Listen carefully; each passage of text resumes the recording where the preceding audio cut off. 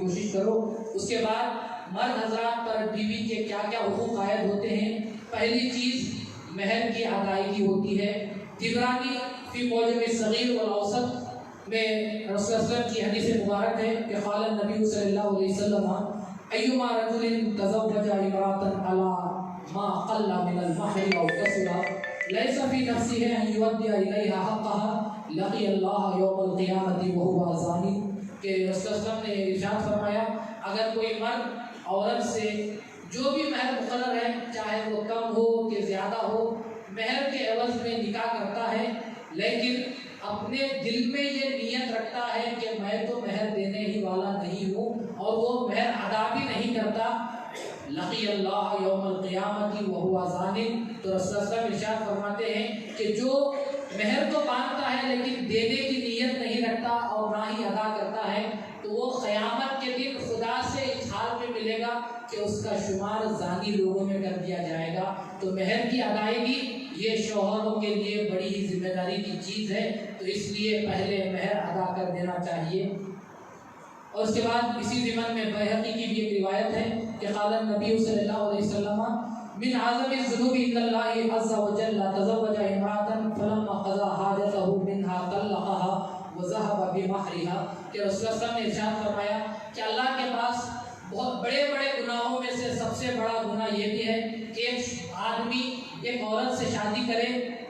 اور جب وہ اپنی حاجت کو پوری کر لے تو اس عورت کو طلاق بھی دے دے اور اس کا مہر بھی ادا نہ کرے، تو اللہ کے پاس بڑے بڑے گناہوں میں بھی یہ بہت بڑا گناہ تصور کیا جاتا ہے۔ تو مہر باندھنا اور مہر کو ادا کر دینا یہ مردوں کا حق ہے، اس کو ادا کر دینا چاہیے۔ یہ سب سے پہلی چیز جو ذمہ داری مرد حضرات پر دلہوں پر ہے وہ مہر کی ادائیگی ہوتی ہے۔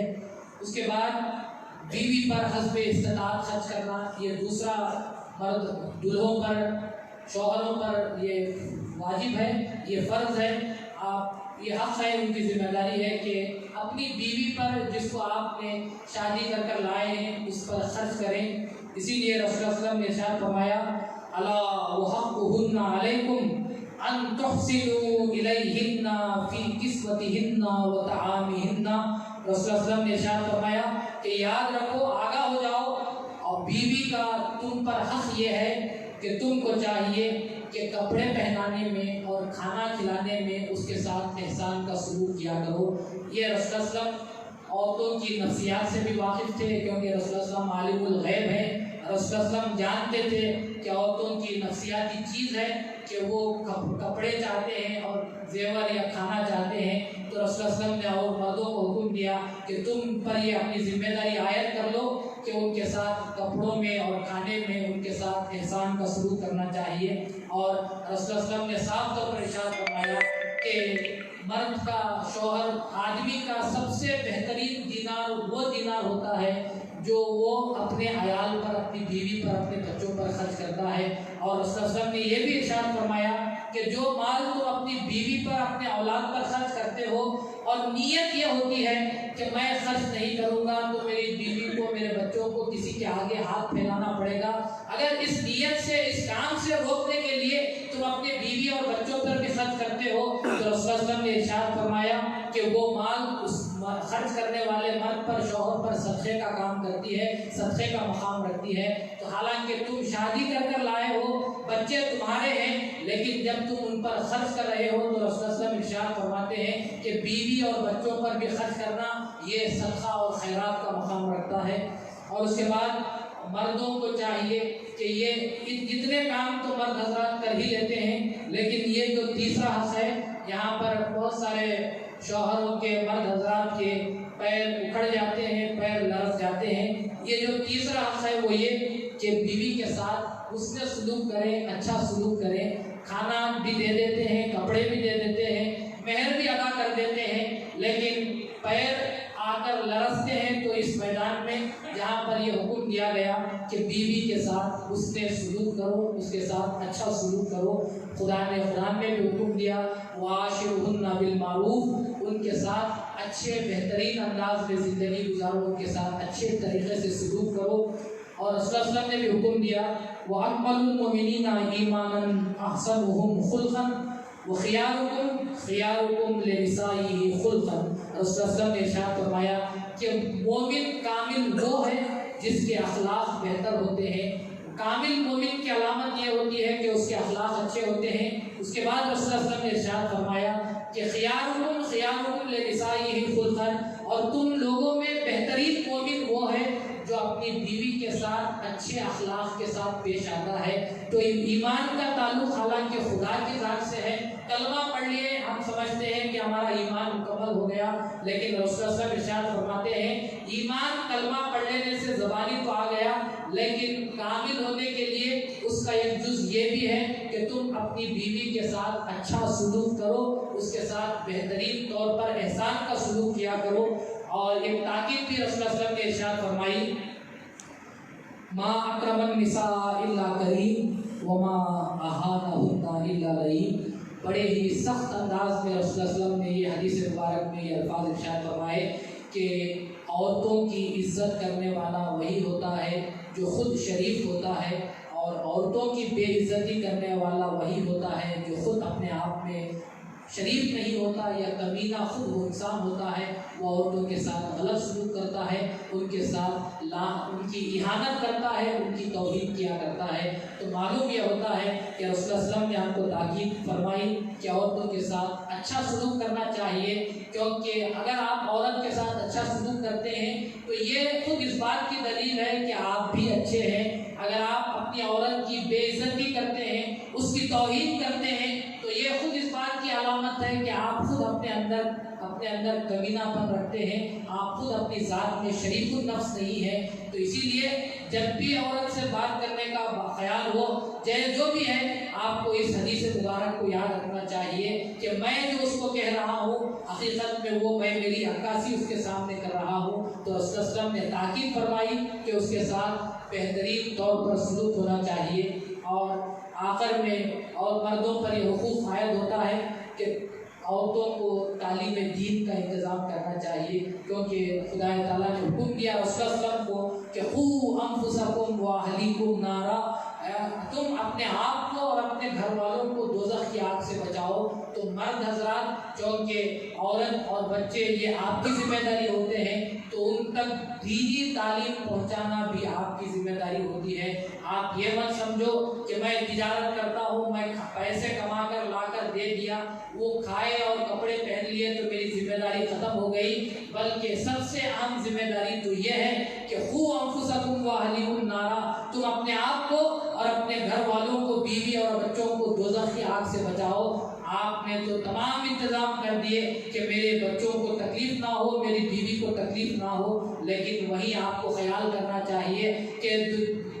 جب دنیا میں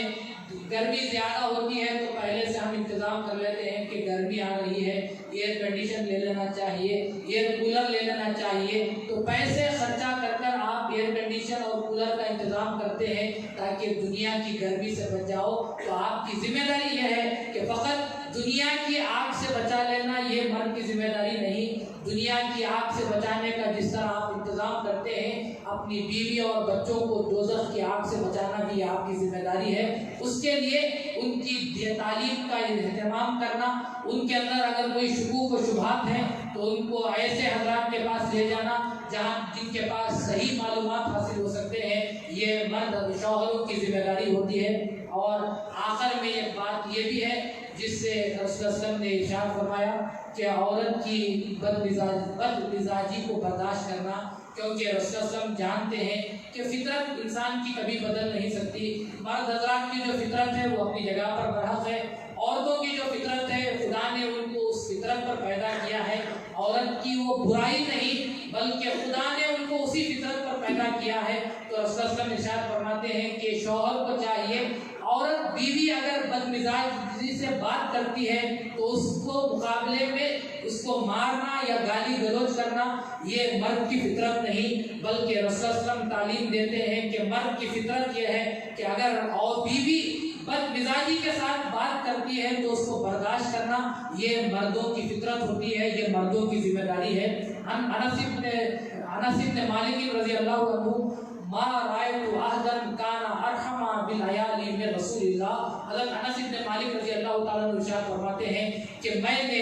رسول سے بڑھ کر کسی اور کو نہیں دیکھا کہ وہ اپنے اہل و عیال پر اتنے زیادہ رحم و کرم فرماتے ہیں۔ تو رسول اللہ علیہ وسلم کی سنت ہے، آپ تمام چیزوں میں سنتوں کا خیال رکھتے ہیں۔ وضو میں سنتیں ہیں، نماز میں سنتیں ہیں، حج میں سنتیں ہیں، روزے میں سنتیں ہیں، تمام سنتوں کا آپ خیال رکھتے ہیں۔ ذرا بیوی کی بد مزاجی برداشت کرتے وقت بھی آپ کو خیال کرنا چاہیے کہ عورتوں کی بد مزاجی کو برداشت کرنا یہ بھی رسول کی سنت ہے، ہم کو اس پر بھی عمل کرنا چاہیے۔ اور رسول اللہ صلی اللہ علیہ وسلم نے یہ بھی تاکید فرمائی، لا یفرق مومن مومنۃ ان کرہ منھا خلقا رضی آخرا۔ رسول اللہ صلی اللہ علیہ وسلم نے آخر میں ایک نکتے کی بات بتائی، وہ یہ کہ کسی مومن مرد کو مومن عورت سے زیادہ دور نہیں ہونا چاہیے، یعنی اس کے تعلق سے اپنے دل میں نفرت پیدا نہیں کرنا چاہیے۔ یعنی شوہر کو چاہیے کہ اپنے بیوی کے تعلق سے دل میں نفرت نہ پیدا کرے، کیونکہ رسول اللہ صلی اللہ علیہ وسلم ارشاد فرماتے ہیں ان کرہ منھا خلقا رضی آخرا، اگر تم اس کے کسی یہ اخلاق کی وجہ سے اس کراہت کر رہے ہو تو اس کو نظر انداز کر دو، اس کے ایسے اخلاق دیکھو جو اس میں اچھے نظر آتے ہیں۔ تو ہمیشہ برائی پر نظر کرتے رہنا یہ نفرت پیدا کرنے والی چیز ہوتی ہے۔ اگر اس کے اندر ایک برائی ہے تو اس برائی کو نظر انداز کر دو، اس کے اندر دوسری جو اچھائیاں ہیں اس کو دیکھو اور زندگی گزارتے ہوئے چلے جاؤ۔ ایک اللہ کے ولی کا واقعہ ہے آپ کے سامنے رکھتے ہوئے اس گفتگو کو ختم کرتا ہوں کہ ایک اللہ کے ولی بہت زیادہ مشہور تھے کہ وہ بہت ہی کامل ولی ہو چکے ہیں، دور دور مقامات تک ان کی بات پھیل چکی تھی۔ تو قریب کے گاؤں سے ایک آدمی ملنے کے لیے ان کے گھر کو گیا، جا کر دستک دیتا ہے، دستک دینے پر وہ عورت کہتی ہے کہ کون ہے؟ تو اس نے کہا کہ میں فلاں صاحب سے ملنے آئی ہوں۔ تو اس عورت نے پوچھا کہ کیا کام ہے؟ میں ان کی بیوی ہوں، بتاؤ۔ تو اس نے کہا کہ میں انہیں ان کے ولایت کے چرچے سنے ہیں، ان کے کمالات کے میں نے چرچے سنے ہیں، اس لیے میں ملاقات کے لیے آئی ہوں۔ تو بیوی نے کہا کہ کہاں کے ولی، کہاں کے کمالات؟ ڈھونگی قسم کا آدمی ہے، وہیں کہیں جنگل میں پڑا ہوگا، جا کر اپنا وقت خراب مت کرو، جاؤ اپنے گھر کو لوٹ جاؤ۔ یہ آدمی پریشان کہ ان کا چرچا تو میرے گاؤں تک ہو رہا ہے اور گھر والی یہ کہہ رہی ہے کہ ڈھونگی قسم کا آدمی ہے، کہاں کے کمالات، کہاں کی ولایت، واپس لوٹ جاؤ۔ لیکن دل نے کہا کہ اتنی دور آیا ہوں تو مل ہی لیتا ہوں۔ وہ ملنے کے لیے گیا، دیکھا کہ جنگل میں ایک درخت کے نیچے بیٹھ کر خدا کا ذکر کر رہے ہیں۔ گیا، ملاقات ہوئی تو دیکھا کہ بڑے ہی باکمال بزرگ ہیں۔ پھر اس نے پوچھا کہ آپ تو اتنے باکمال بزرگ ہیں، آپ کو خدا نے اتنا اونچا مرتبہ دیا ہے، لیکن میں گھر کو گیا تھا، آپ کی بیوی سے پوچھا تو وہ کہتی ہیں کہ ڈھونگی قسم کا آدمی ہے، کہاں اس کے پیچھے پڑے ہوئے ہو، ایسا کیوں ہے؟ تو اس اللہ کے ولی نے کہا خدا نے مجھے جو یہ کمالات دیے ہیں، میں میری بیوی کی بد مزاجی کو برداشت کرتا ہوں تو اس کے صبر کے بدلے میں خدا نے مجھے یہ ولایت عطا کی ہے۔ تو معلوم یہ ہوتا ہے کہ اگر شوہر بد مزاجی کو برداشت بھی کرتا ہے تو خدا، آپ سوچ کر دیکھیے کہ بیوی کتنی کمال کی چیز ہے، اگر اچھی مل جائے تب بھی آپ کی دنیا اچھی ہے، اگر بد مزاجی کرے آپ صبر کر لیں تب بھی ولایت بھی نصیب ہو سکتی ہے۔ تو خدا نے عورت کو اتنی بہترین تصویر بنائی ہے کہ اگر ایسے بھی ہو تو اچھی ہے، ویسی بھی ہو جائے تب بھی اچھی ہے۔ دونوں ہاتھ لاڈو اسی کو بیوی کے نام سے یاد کرتے ہیں۔ تو یہ مردوں کے عورتوں کے حقوق ہیں جو حضرات ان تمام باتوں کو یاد رکھنا چاہیے کہ شوہروں کے حقوق کیا ہیں اور بیوی کے حقوق کیا ہیں۔ وقت زیادہ ہو چکا ہے، خدا تعالیٰ سے دعا کرتا ہوں کہ خدا تعالیٰ جو حضرات پہلے سے ہی شادی شدہ ہیں اگر عمل کر رہے ہیں تو ٹھیک ہے، ورنہ ان باتوں کو اپنی زندگی میں لائیں تاکہ آئندہ کی بھی زندگی خوشگوار اندازی میں گزر سکے۔ اور جن دلہا دلہنوں کی شادی ہونے والی ہے، خدا تعالیٰ ان دلہا دلہنوں کے اندر درمیان میں محبت اور مودت پیدا کرے تاکہ وہ حقوق کو ادا کرتے ہوئے خوشگوار زندگی ادا کر سکیں۔ آمین۔ وآخر دعوانا ان الحمد للہ رب العالمین۔